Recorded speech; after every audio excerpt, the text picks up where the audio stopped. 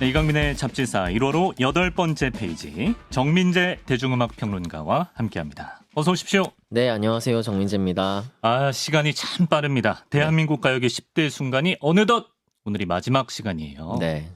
굉장히 후련해 보이는데 후련합니다. 아쉬움이라고는 전혀 찾아볼 수가 없는데 솔직히 굉장히 후련합니다. 개운하게 네.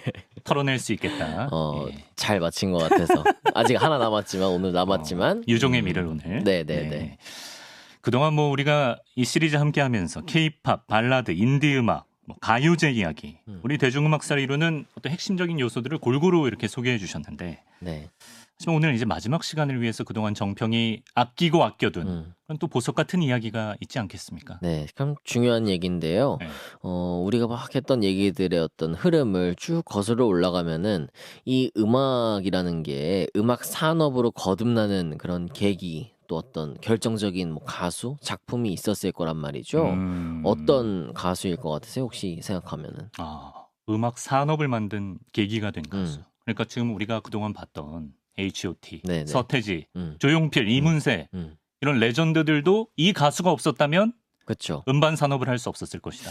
늦어졌을 수 있죠. 늦어졌을 것이다. 그 가수 바로 제가 알턱이 있겠습니까? 10번 했으면 이제 제 수준 네. 아실 텐데 제가 뭐 알겠습니까 설마? 썩 나아지지 않았군요. 네, 죄송합니다. 정답 누구예요? 바로 이미자 아. 선생님입니다. 이미자. 네, 이미자 씨가 64년도에 발표한 동백아가씨 이 음반이 20만 장이 넘게 팔리면서요.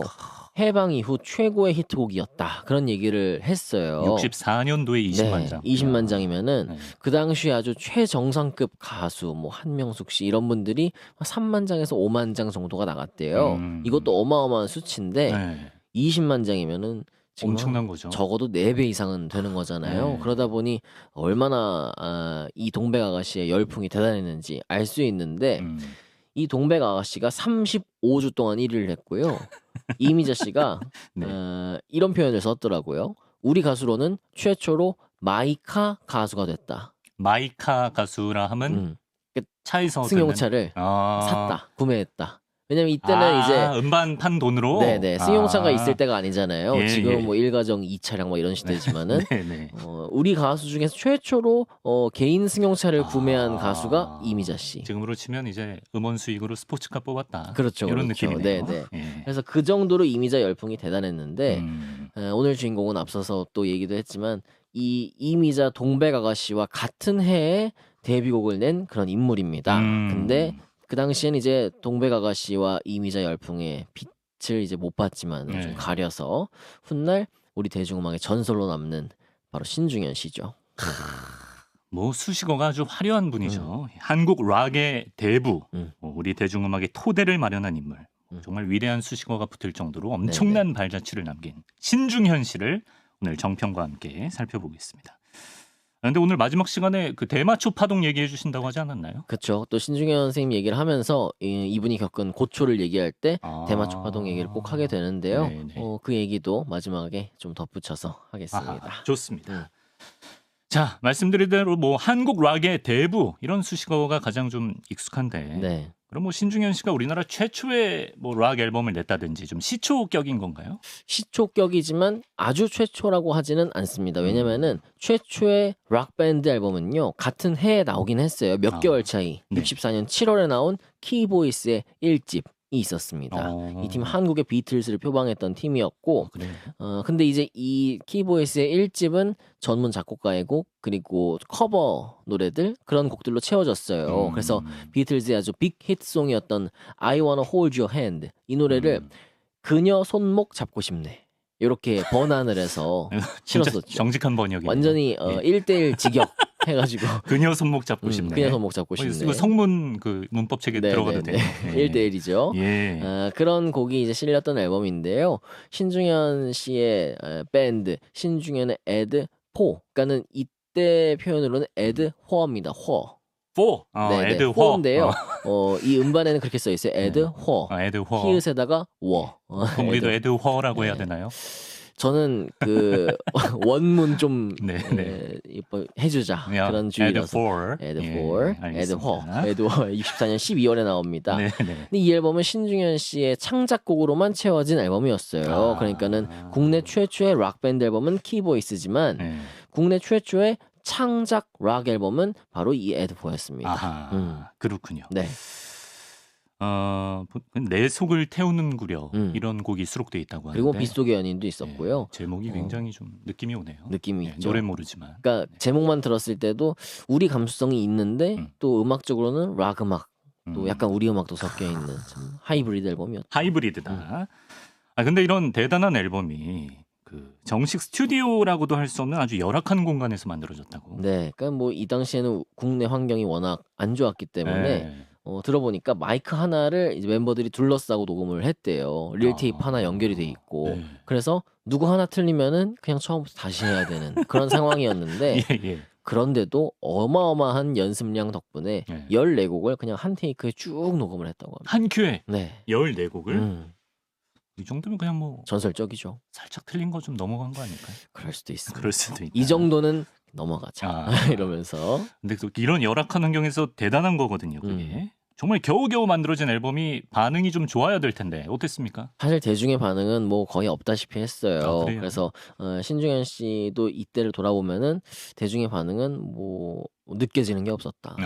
아는 사람이 없었다. 그런 얘기를 할 정도로. 왜냐면 이때는 동백 아가씨의 시대였고 동백 아가씨는 상당히 예전 좀 미녀조 느낌의 고전적인 트로트 느낌을 낸 곡이었거든요. 네. 근데 이제 그 곡이 새로운 어떤 트렌드를 만들었다면은 이 당시에는 약간 좀 서구적인 뭐 현미 씨의 노래라든가 떠날 때는 말 없이 이런 노래들 좀 상당히 모던한 그런 트로트들이 인기를 얻을 때거든요. 그러니까 어쨌든 트로트 시대였기 때문에 이 신중현 씨 앨범, 그러니까 이 신중현 밴드에 대한 Add4에 대한 반응이 없었던 거죠. 그래서 가끔 공연을 하긴 했지만 이걸로 생계를 유지할 수 있는 정도가 아니었던 거예요. 근데 이 무렵에 이제 신중현 씨가 결혼도 하시고 뭐 등남도 하시고 하는데 더 이상은 어떻게 할 수가 없었던 거죠. 그래서 결국 66년에 팀을 해산하게 됩니다. Add4 해산. 네.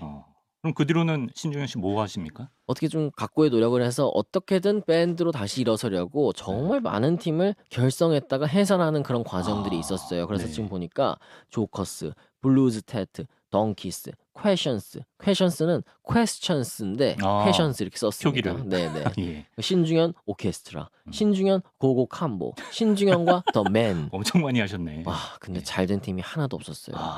그러다가 마침내 터지는 팀이 생기는데요. 74년도에 나왔던 신중현과 엽전들의 미인입니다. 미인. 네. 제대로 터졌네. 제대로 터졌죠. 야. 역시 중요한 건 꺾이지 않는 마음이라고. 그렇죠. 버티고 버텼더니 대박곡이 나왔습니다. 네. 그럼 신중현과 엽전들의 미인을 우리가 잠깐 만나보고 가겠습니다.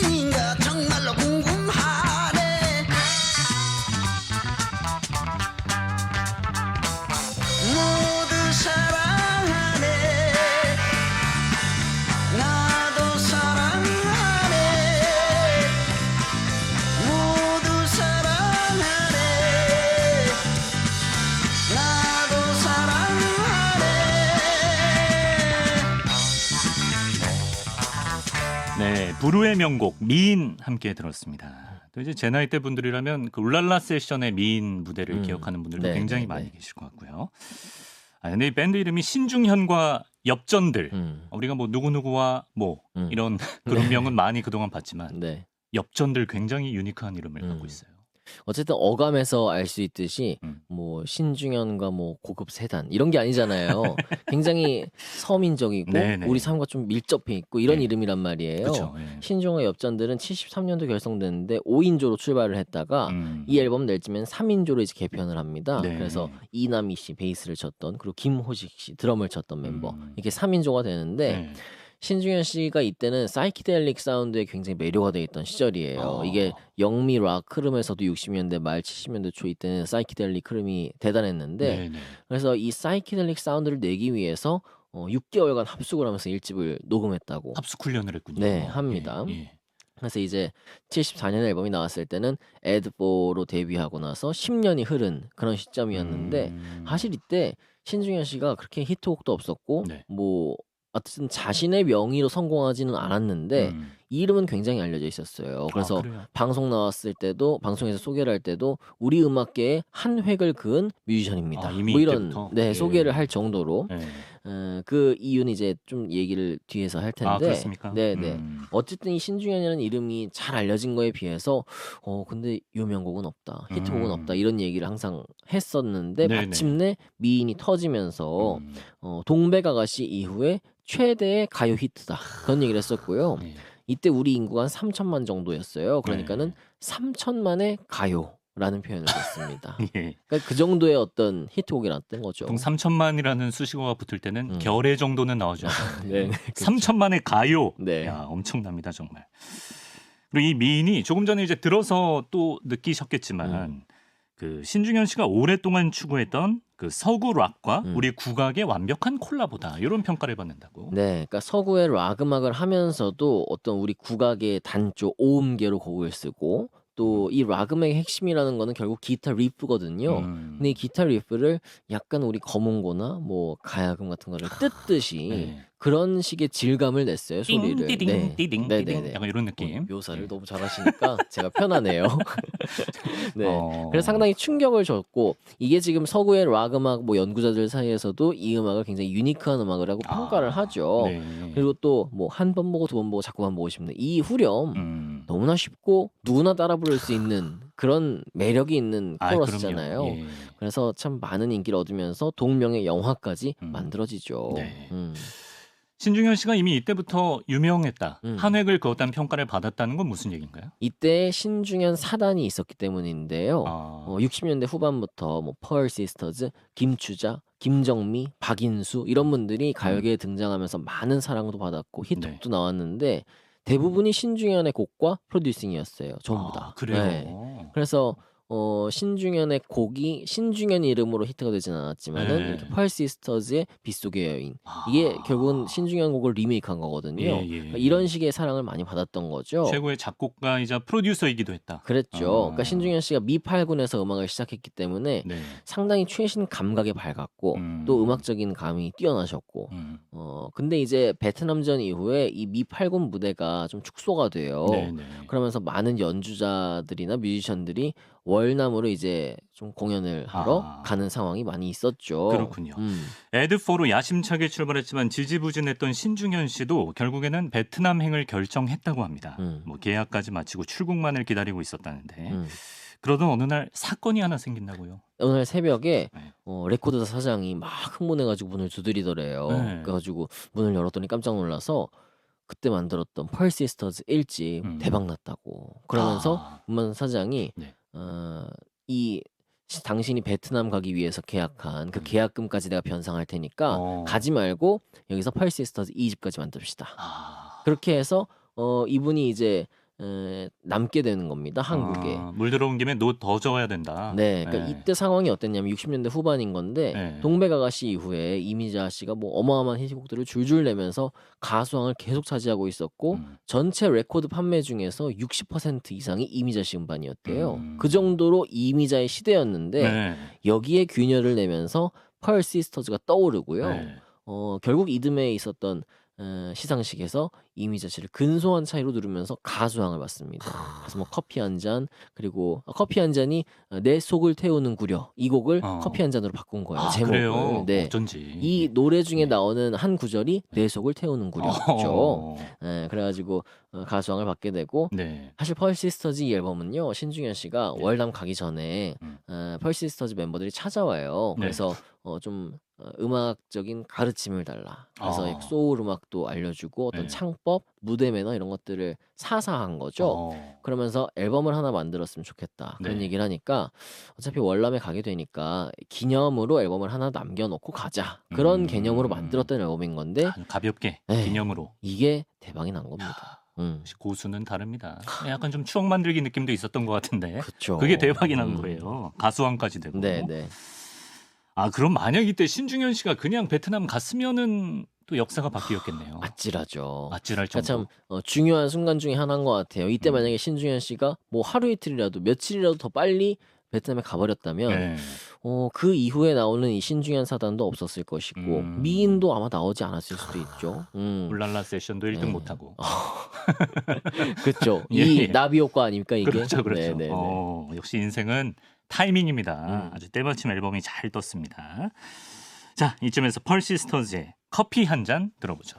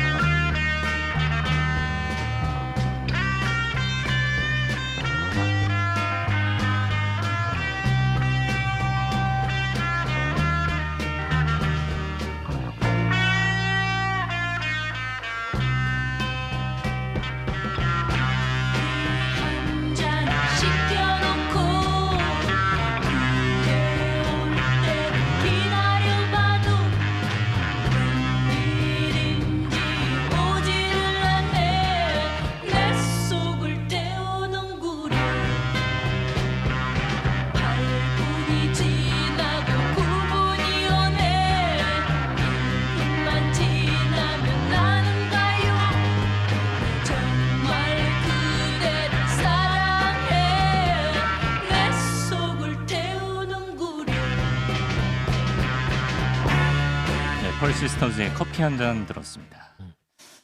저희가 지금 또 청취율 조사 기간 이벤트로 유튜브에서 커피 쿠폰 이벤트를 하고 있기 때문에 그러시군요. 예, 많이 참여해 주시면 좋겠습니다. 지금 커피 진짜 자주 먹잖아요. 우리가 뭐 그렇죠. 하루에 몇 잔씩 먹고 하는데 네. 그렇게 우리 커피 원래 전통 음료 아니잖아요. 아니죠, 아니죠. 근데 커피의 어떤 소비가 급등하게 된 계기 중에 하나가 바로 이 노래의 히트였다. 그렇게 그렇습니까? 분석합니다. 이 노래가 히트하면서 도대체 커피가 뭐길래 커피에 대한 소비가 급등했다는 거죠. 예전에 음식 담당하던 이용재 평론가라는 분이 네네. 커피에 대해서 풀고 가셨는데 그 얘기는 안 해줬거든요. 아, 그러시군요. 여기서 또 하나 건졌습니다. 네네. 네. 자, 이렇게 커피 한 잔, 니마, 뭐 월남에서 돌아온 김상사, 님은 먼 곳에, 거짓말이야, 봄비, 마른 잎, 신중현 4단에서 연달아 이런 히트곡들이 나오고요. 미인도 성공하고 드디어 신중현의 시대가 열리나 했는데 아하, 여기서 또 한 번 발목이 잡히는군요. 네. 그러니까는 미인을 비롯해서 이 신중현과 엽전들 앨범 10곡 중에 7곡이 금지곡으로 지정이 돼요. 이유가 퇴폐적인 가사 그리고 퇴폐. 저속한 창법. 왜냐면 미인 가사가 한 번 보고 두 번 보고 자꾸만 보고 싶네. 네. 이거 퇴폐적이다. 저속하다. 뭐가 퇴폐적이야? 그 시절에는 그런 시각이 한 번만 봐야 되나요? 있었다는 거예요. 두 번 참, 보면 안 되는 시대. 그랬나 봐요. 예. 억울한 시대인 거죠. 저속한 창법은 뭐야? 네, 저속한 창법. 이래가지고 예. 금지가 되고요. 네.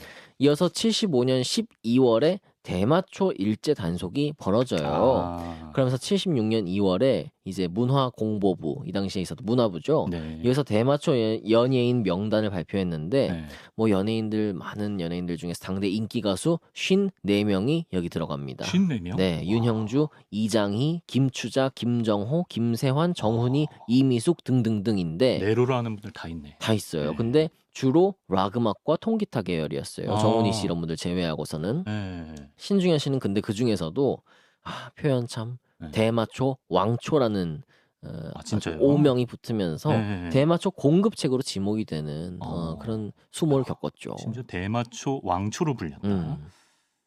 근데 요 이전까지만 해도 대마가 우리나라에서 불법이 아니었다고 들었어요. 아니었다고 해요. 네. 그래서 60년대 중반에 이제 월남전에서 돌아온 미군들이 해피 스모크라는 이름으로 해서 이 대마를 뭐 흔히 피웠고 네. 이게 그 근처에 있는 뭐 클럽들과 이런 데를 통해서 청년들과 대학생들에게 퍼져서 그냥 뭐 흔하게 피웠던. 그래요. 그래서 신중현과 더 맨의 보컬이었던 박광수 씨 증언에 따르면은 네. 그냥 오늘 뭐 저녁에 소주 한잔 하자. 거의 이런 개념으로 정도? 대마가 흔했다. 뭐 이상한 게 아니었다는 거죠. 네. 그래서 70년도 8월에 습관성 의약품 관리법 이게 제정이 되면서 대마를 관리하겠다 그런 얘기를 했지만 네. 이게 단속은 하지 않았다는 거예요 실제로. 음. 그러다가 어떠한 경고나 뭐 네. 예고도 없이 이 75년 10월에 갑자기 일제 단속이 이루어진 겁니다. 그러니까 뭐 체계적으로 뭐 계도 기간 이런 것도 없이 없었어요. 뭐 단속을 경고도 위한 없고. 단속처럼 네네네. 확 들어온 거네요.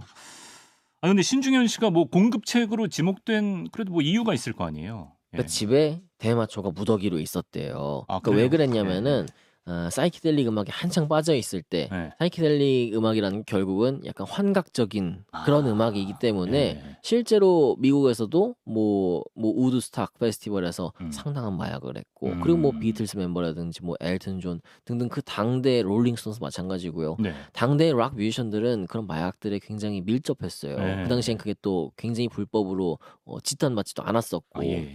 그러니까 신중현 씨도 이 사이키델릭 음악에 빠져 있을 때 6개월 정도를 해봤대요. 68년도에. 근데 네. 본인이 해본 결과 이거 한다고 해서 음악이 크게 잘 되진 않는다. 사이키델릭, 뭐 환각 이런 거는 그냥 음악으로 표현하는 거지 대마를 했다고 해서 그게 나오진 않더라.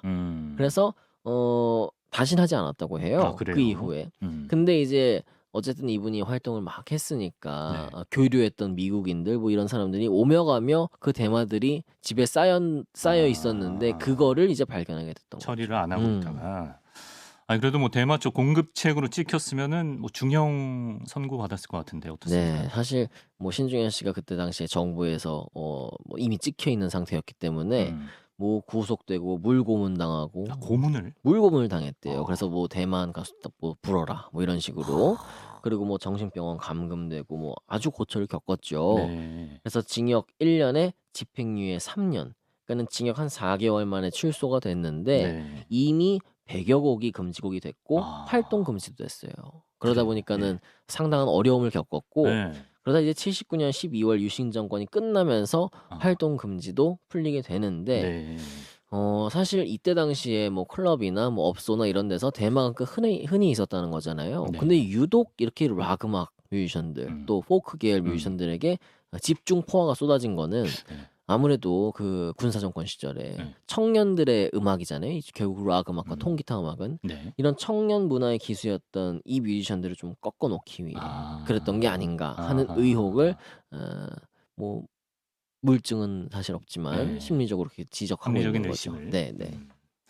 그럼 이때 뭐 정치가 예술에 개입하지 않았으면 우리 가요계가 더 일찍 좀 르네상스를 맞이할 수도 있었던. 아주 다른 방향으로 나아갈 수 있었을 거라고 생각해요. 왜냐면은 70년대 이렇게 되면서 신중현 씨 활동 못했죠. 네. 뭐 김추자 씨도 활동 못했죠. 많은 가수들이 활동 못했는데 김추자 씨가 상당한 인기 가수였단 말이에요. 네. 근데 이분이 이런 사건 없이 그냥 쭉 활동을 했다면은 얼마나 다양한 퍼포먼스와 무대를 보여줬을 것인가. 그러게요. 신중현 씨는 또 얼마나 천재적인 음악을 계속해서 보여줬을 것인가. 이런 생각을 하면은 참 그런 시절이 우리 문화예술계에 아주 큰 상처를 남겼다. 상처고 또 아쉽죠. 그런 생각을 하게 됩니다. 네.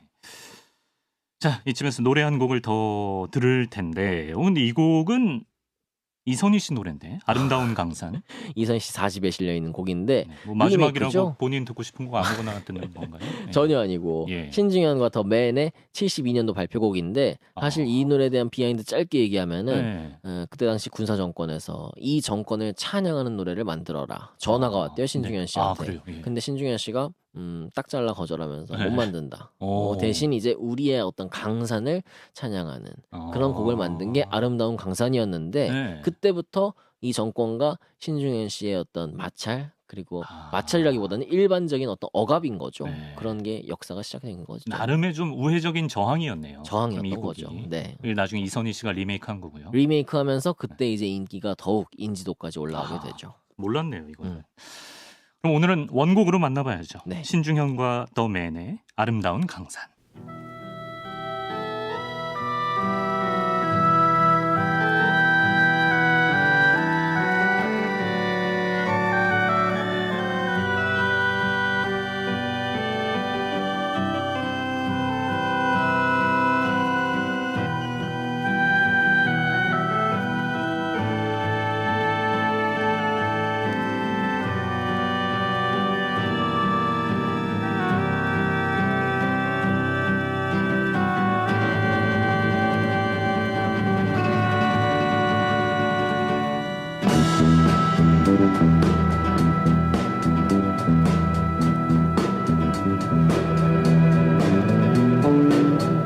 하늘은 파랗게 구름은 하얗게 실바람도 불어와 부르는 내 마음 나무잎 푸르게 강물도 푸르게 아름다운 이곳에 내가 있고 내가 있네 손잡고 가보자 달려보자 저 광야로 우리들 모여서 나눠보자 새 희망을 하늘은 파랗게 구름은 하얗게 아, 이거 사실 뒤에 들어야 되는데. 예. 이 곡이 10분짜리 곡입니다. 원곡은 더 길군요. 그래서 그럼 제가 얘기를 대폭 하지 않았어야 25분 분량인데 네, 네, 네. 10분을 날보낼 수는 없기 네. 때문에 뒤에 빰빠밤빰빰 들어야 되는데 그러니까요. 너무 아쉽네요. 네. 자, 이렇게 오늘 신중현 씨에 대해서 또 그 대마초 파동 얘기까지 해보면서 대한민국 가요계 10대 순간들 10번에 걸쳐서 모두 만나봤습니다. 우리 정평, 예, 떠나기 전에 최후 발언을 해주신다. 네. 너무 후련하고요. 아, 이렇게 아쉬워하지 않을 수가 있나? 예. 아니 뭐 헤어지는 건 아쉽지만 사실 저한테 굉장히 도전이었거든요. 아, 이렇게 그래요? 가요사를 10개 순간으로 정리해서 또 여러분들과 나눈다는 것이 근데 나름대로는 잘 정리가 된 것 같다. 그런 생각도 들고 원래 좁히고 축약하는 게 더 어려운 거거든요. 네, 저한테도 참 많은 공부가 됐고 이거 하면서 우리 선배 가수들에 대한 어떤 애정 또 존경심이 더 많이 생겨서 네. 우리 가요를 더 사랑하게 되는 그런 네. 시간이었어요. 그래서 참 저한테 감사한 시간이었습니다. 저희도 너무 좋았습니다. 네.